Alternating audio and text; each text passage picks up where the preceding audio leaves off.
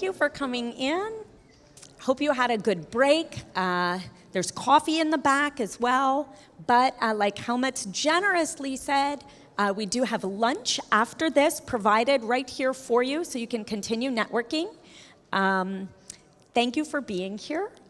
At our next speaker, we're going to hear a bit about what's happening in Kenya with KeNIC. And we have Andrew Lewela here to speak with us. So we're very much looking forward to getting to know the CEO.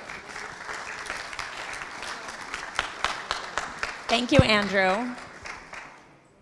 Thank you very much. So a big thank you to Helmut and the team for inviting my colleague and I, so representing the Kenyan team.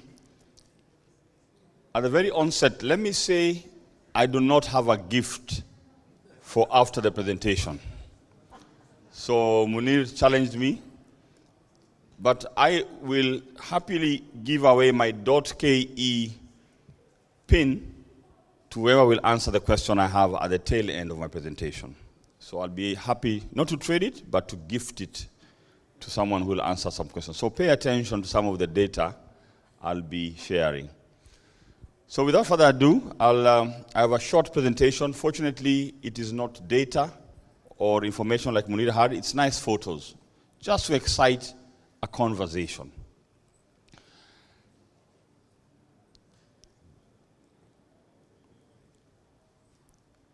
Something about Andrew Lewela. That is me. I am cycling down a very not so steep decline at about 80 kilometers per hour. So risking my life, but it's because I love the outdoors, and I'm glad to be back in the UK after about 20 years. I'm also a family man, blessed with one wife for now. In Africa, we are allowed multiple wives, and 3 beautiful children. 18 years of my life spent in technology. Started off building and breaking stuff, doing some coding for mobile applications. I then was attracted to going into public sector, sort of development projects to bring technology to the underserved. I then ventured into multinational space, selling enterprise software, security, technology for, can I call them operators? And currently, I am happy to say I'm the chief evangelist at Kenya's top-level domain, that is .ke, so proudly selling .ke domains on behalf of Kenyan businesses, individuals, and at the heart of it, really building trust online. That is our why. So that's a little about me. So as I was thinking about what to speak on, knowing that I'm meeting very sophisticated investors in domain space across Europe, I thought this would excite some of us in the room. How many people have been south of Dubai? Yeah? How many people have been south of Nairobi?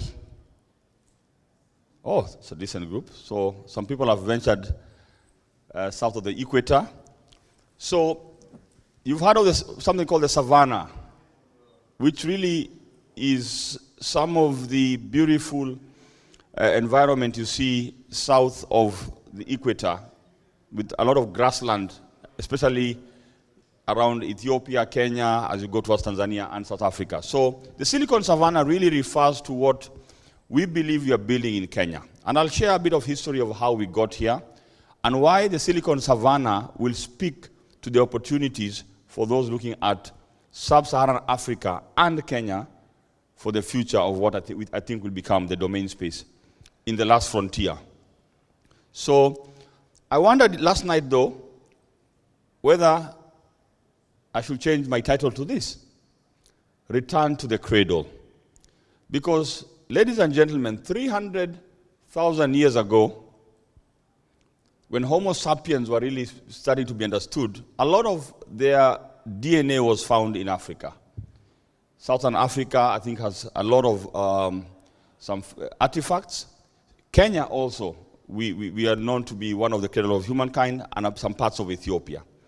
So our president recently said to the rest of the world, we want to remove all visa barriers coming back home, because we are all welcome to go back home. So Africa is open to all of us, and Kenya specifically is open to all of us. So I thought that is a more poignant message to my presentation. Because Munir touched on the MENA region, I will not dwell a lot on what happens now sub-Saharan Africa. I will go right to it. 54 countries, 1.4 billion people currently, projected to grow in the next 20 years. Every 1 out of 5 people will be from Africa. So aside from Asia, China, India, the next largest emerging population is out of Africa. And most of it, as you'll see, is young. 70% under the age of 30. Consumers of the future.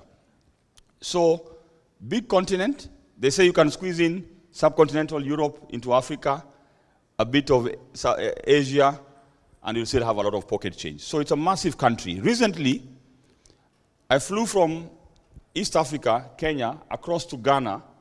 It took me about 5 hours without even touching the tip of West Africa. So just moving across the continent takes you north of 8 hours. So it's a big, big, big continent. But today, I will not touch on the continent. I want to go to the heart of the continent. Because if today you are wearing a T-shirt with a map of Africa on the front, and you touch your heart, that country will be Kenya. So let's go to the heart of Kenya. A few more stats before that. I think I mentioned projected GDP growth by 2050, estimated about close to $30 trillion. The population, 70% youthful. East Africa alone, 300 million population. Adding Congo, which is in the middle of the continent somewhere there, it is half of the continent in one region, very concentrated. The cities are getting, we are trying to build smart cities now, but everyone's moving to the cities. So some of the cities now are becoming really big. Look at Lagos, Nairobi, Joburg.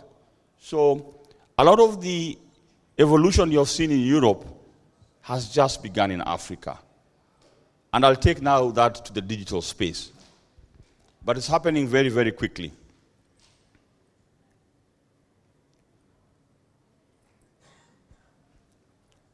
I promise you some photos.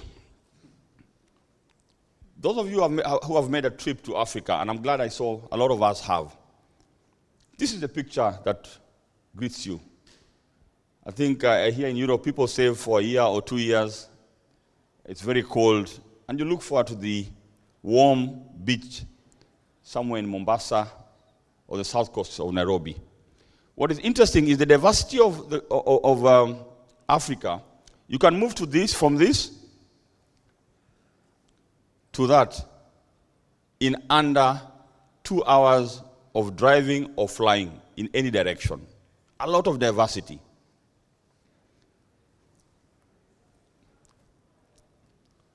You can also, if you're lucky, encounter a guy like this.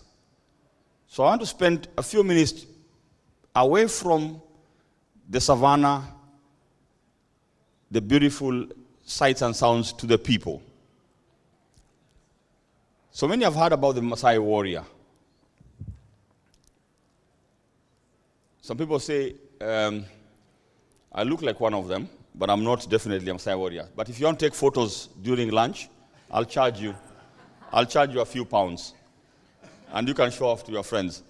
So, Kenya has 42 tribes. One country with multiple diversity within the country. So even as we think about innovating products for the emerging 1 billion youth coming out of Africa, it's always important to wear that lens of diversity. Yeah, understand that the countries are not only different, within a country you have very diverse people. And the Maasai are part of the 42 other tribes we have in our country. But all the same, very, very proud community of people. I want to show you another dimension of people in Kenya. So we have this very powerful tribesmen who can, take on even lions. I'm not sure how many here can do that. But I'd like to paint another type of personality that we have. The lady you see in front of you is called Professor Wangari Maathai. She passed on a few years back. But she stands as an emblem of what we believe in the diversity of Kenyans. The first and only African woman to win the Nobel Peace Prize for the environment. She started talking about the environment before Al Gore told us there was a climate change. From Africa, from Kenya.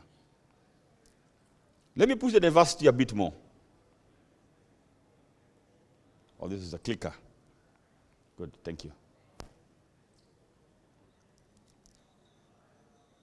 The goat needs no introduction, does he? Those who like the outdoors and running, no human is limited. This is Eliud Kipchoge, who likes running a marathon around this city. I look forward to running the London Marathon one day. Again, extreme athletic prowess at its best. Diversity of the people. Something happened a few months ago. This young lady, not only did she break a record, she broke 2 records in 1 week.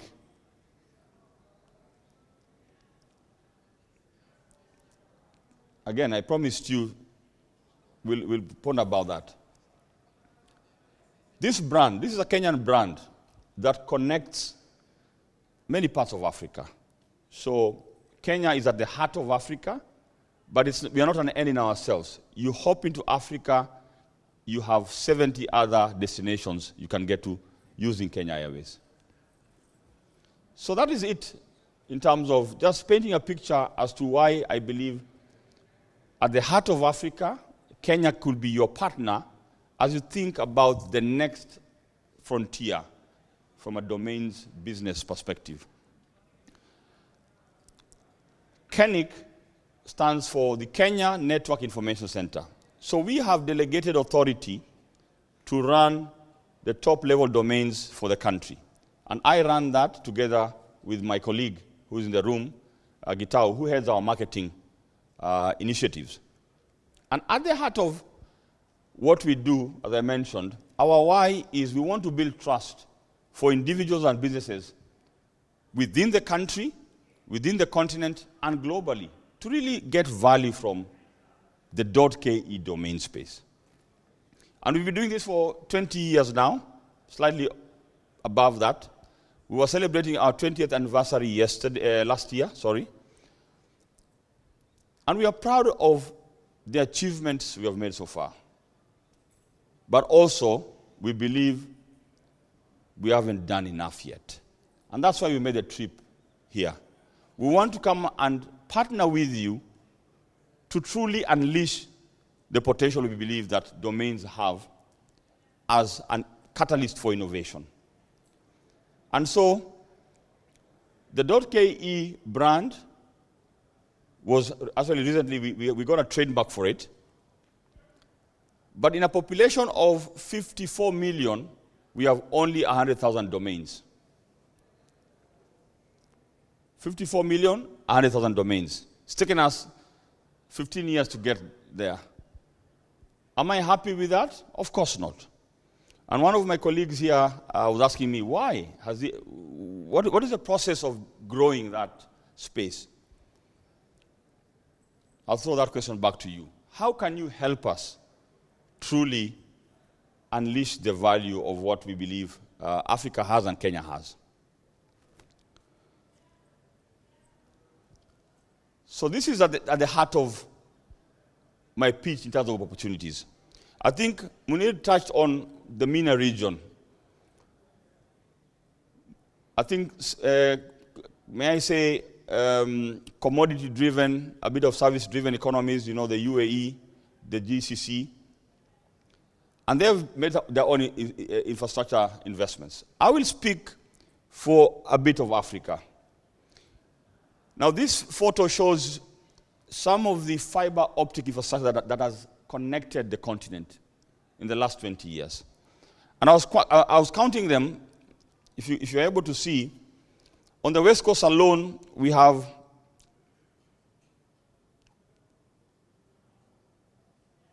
about 12, are those 12? About 12 separate fiber infrastructure connecting the West Coast. And you have about another 9 or 10 on the East Coast. Combined, Africa has terabytes of data, most of it international traffic, and we hope it can be more localized content. But the continent now is really opening up in terms of the digital transformation that is required. Those of you who have friends in the infrastructure business, there is still opportunity to grow the hinterland. So fiber is landing on the East Coast, on the West Coast, on the South Coast. A lot of it now needs to get into connecting Congo all the way to the Sahara Desert, and the same towards the south. But that's not our business. I can speak for Kenya and say that we have done considerable work in terms of ensuring that this fiber that lands is connecting the hinterland. And I'll give you some case studies to show you how we've done it.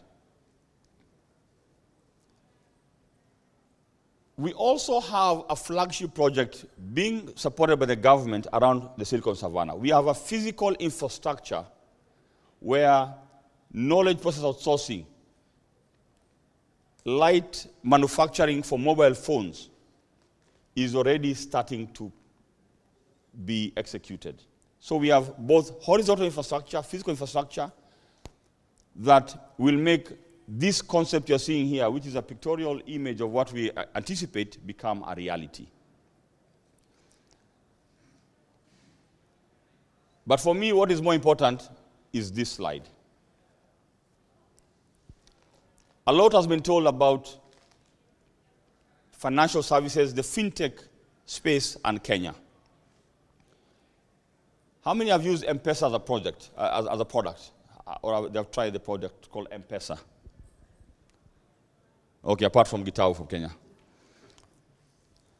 So really, this is really the silver bullet that will hopefully make you not only come to Kenya and set up because you know you'll get a return on investment, is because for the first time, we have shown the world a new domain where they're not aware of. Basically, we have shown the way in terms of financial services. So, over lunch, on my phone, I will be able to do very many things using this mobile money product. So it's run by a telco operator called Safaricom, which is part of Vodafone. I can pay school fees for my children, not with a bank account, with a mobile phone wallet. I can pay for electricity for my home while I'm seated here in London. Activate, basically, my utility from here. I can send money to my grandmother in a remote village in Nairobi, in the coast where I come from, while seated here in this room. And I don't have a bank account. Please, many Africans do not own bank accounts. But with these sort of innovations, we have leapfrogged what we call the financial space. I honestly believe, even in the domain space, with some of your thinking, we can disrupt a lot of what we want to explore. There's what has been done so far, and Europe has, in a big way, made a lot of strides in this. But the next iteration of the domain innovation, we want to lead it. So allow us to show you the way. I've been struggling with my roaming since I came yesterday when I landed at Heathrow. And I've also been losing time figuring out the railroad here. So I've gotten a bit lost. But 250 Mbps, that is the data connectivity I get on my phone when I'm back in Nairobi. I have 5G in Nairobi, not in the CBD, in the outer skirts of the CBD. Now, I'm staying about 1 hour train ride from here. I don't get that speed on my mobile phone, no. So again, you have a lot of infrastructure in Europe, but guess what? We have it too. We have it too. What I'm saying is that we are open for business. The world is truly flat. 30 million Kenyans. I mentioned 54 million population. 30 million are using this mobile money service. Many of them don't have banks. We have 100% penetration on mobile, close to 80% on the internet, again on mobile. It's a mobile fast country. Mobiles are the TVs for our people. Mobiles are the banks for our people. Mobiles will be the domain, the first domain experience people will have on .ke will potentially be on mobile phones. Yeah? That's a reality. This platform transacts last year, $246 billion was transacted within that ecosystem. Now, this is small money compared to the banks you have in Europe.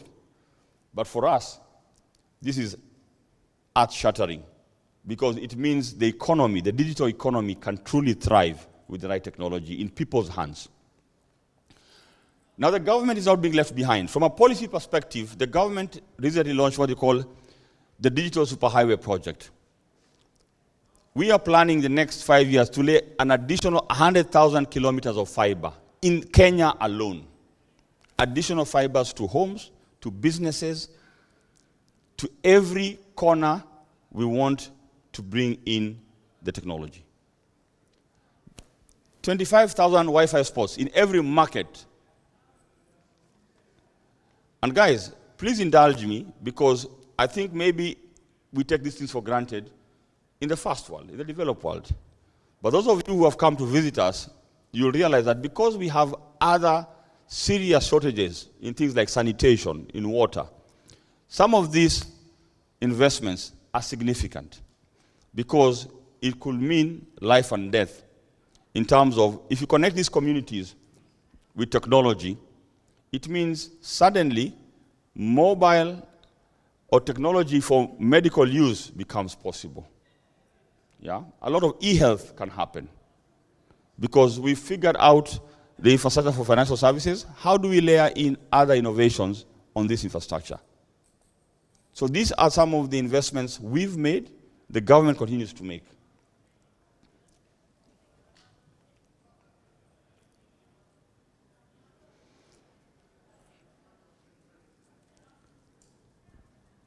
High inflation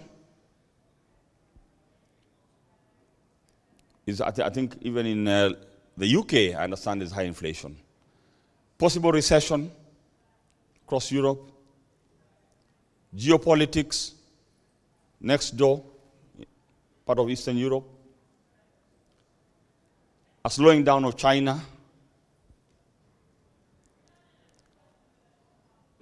Commodities going up. A lot of uncertainty. We really live in a volatile, uncertain, complex, and ambiguous world. Those who have a bit of money are wondering, where will I put my next $1 million? Where will I put hedge against the market? The Feds, now maybe they have stopped raising the interest rate, but what will they do next? I don't know what.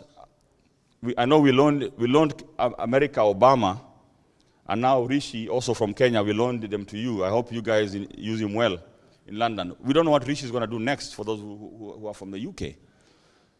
So, I'm posing this question as I wrap up. As you make those investments or allocate capital, is Africa in your mix? Or is it too risky for you? I hope I've persuaded you that you need to wear a different lens about the Africa you know. About Kenya. Yes, we have world-class athletes. Yes, we have Nobel Peace Prize winners. Yes, we have the fiercest warriors. But I want to also persuade you that yes, we have the next digital entrepreneurs. The next unicorns will be from Africa, will be from Kenya. Are you paying attention as a domain investor? As a TLD, we are ready for business. Mina has challenged me. I want to open my space for international registrars. I have 100 registrars on my books. Many of them are Kenyans. I want to disrupt them. I want us to innovate. Are you ready to make a bet on Africa? Are you ready to build the future of domains? The last frontier is going to be MENA, is going to be sub-Saharan Africa. So I join my brother in telling you, pay attention if you're not ready. Tell a friend to tell a friend that we are ready for business as KeNIC, as .ke, and as Africa. And we are proudly .ke and proudly Kenyan. I thank you.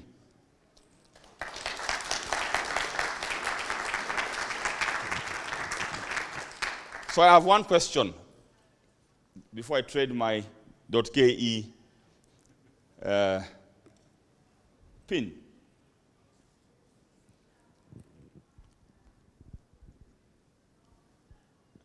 How many new kilometers of fiber is the Kenyan government planning to lay in the next 5 years in Kenya? 100,000? You got it, sir.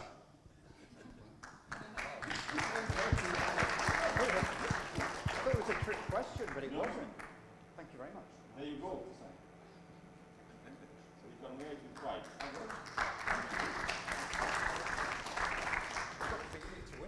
Yeah, so my colleague Gitao and I are available the rest of the afternoon and tomorrow.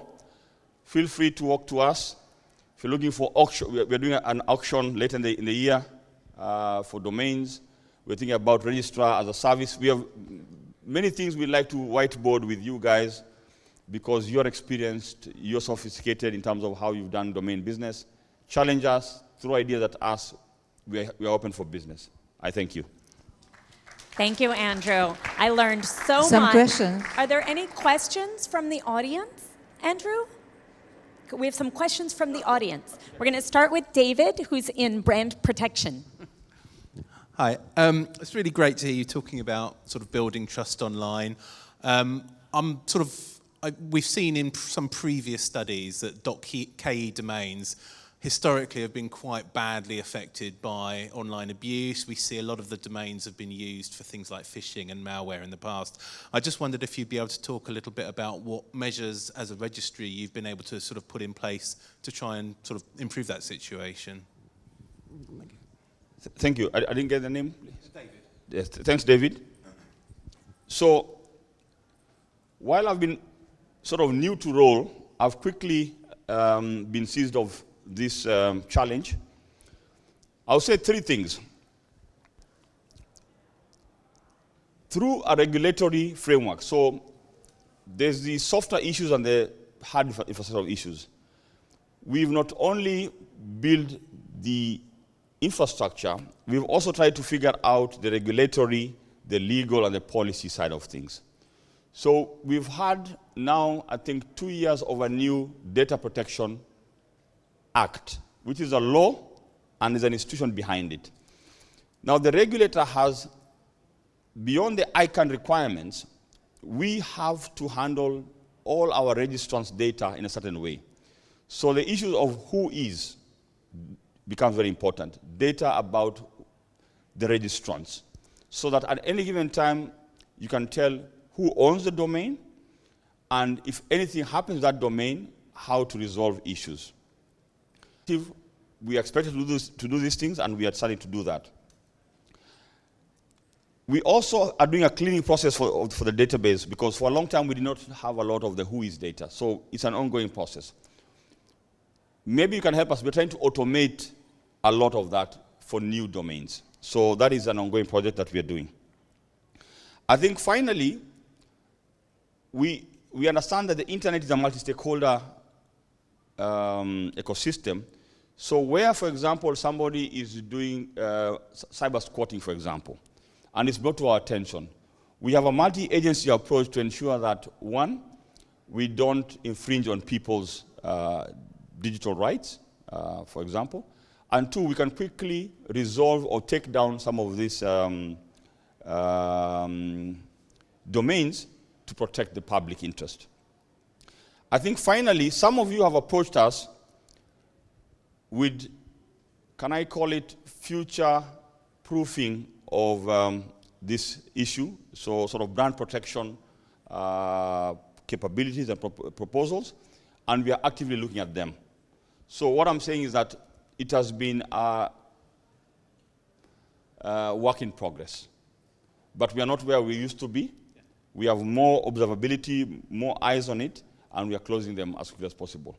Hopefully, take it to no less than 5% in the future. Thank you.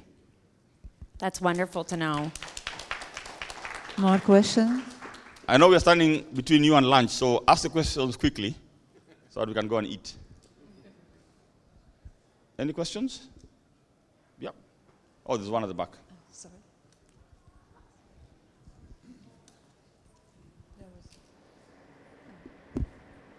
One, two, three.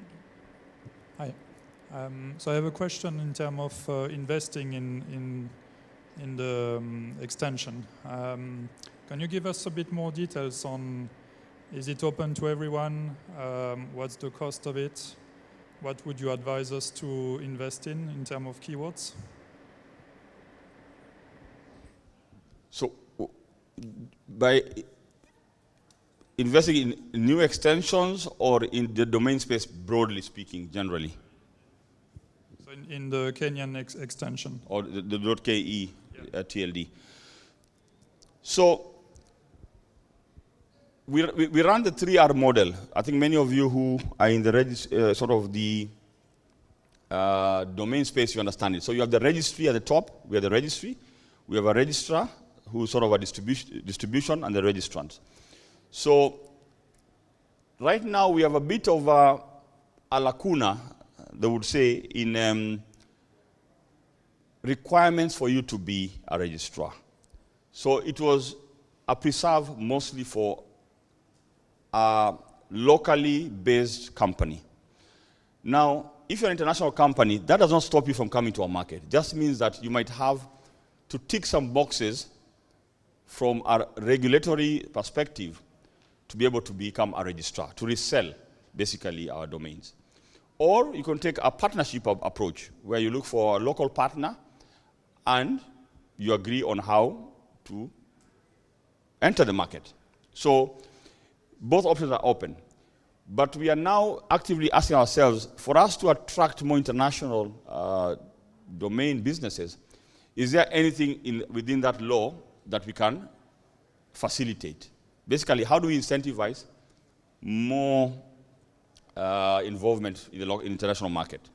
But nothing stops you today from coming and sitting with us and saying, I want to bring this value as a registrar on board. How do you onboard me? And as I said, we are having very live conversations with international companies.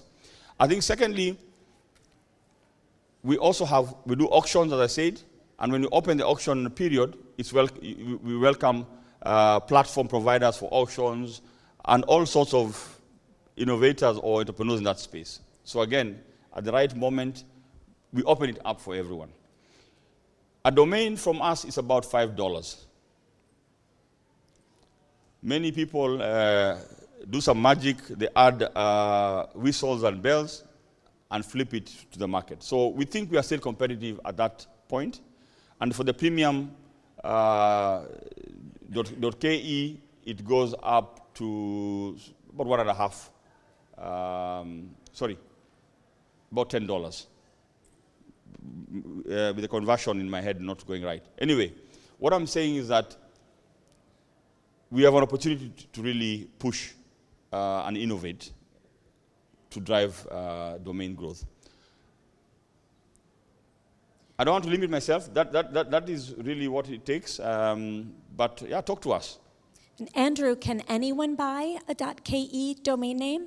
Yes, just go to, right now you can just go on www.kenic.or.ke and check out.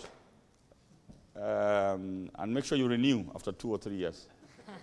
Yeah, the answer is yes. Yeah, we are, Thank you. we are an open ecosystem and anyone can buy a .ke. We have been pushing actually a personalized .me.ke for personal brands. I got mine last week in an award ceremony, so you can also have your personal brand.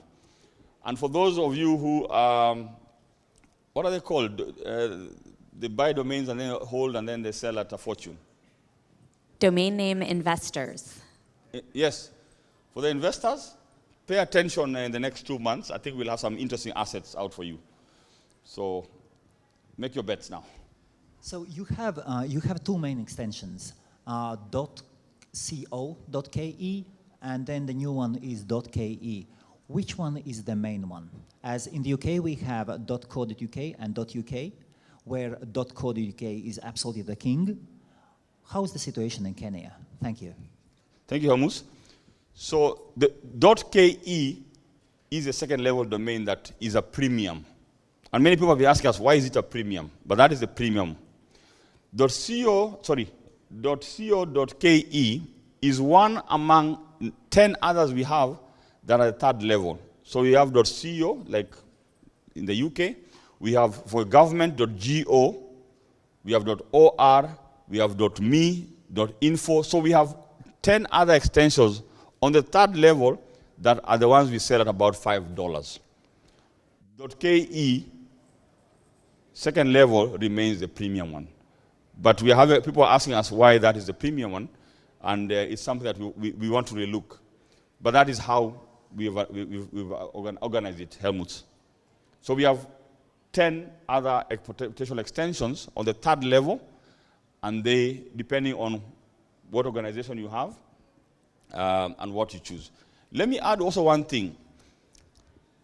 ICANN did a study the other day, and in Kenya, we have a one-to-one competition with .com, for example. For every one .com registered within Kenya, we have a .ke domain.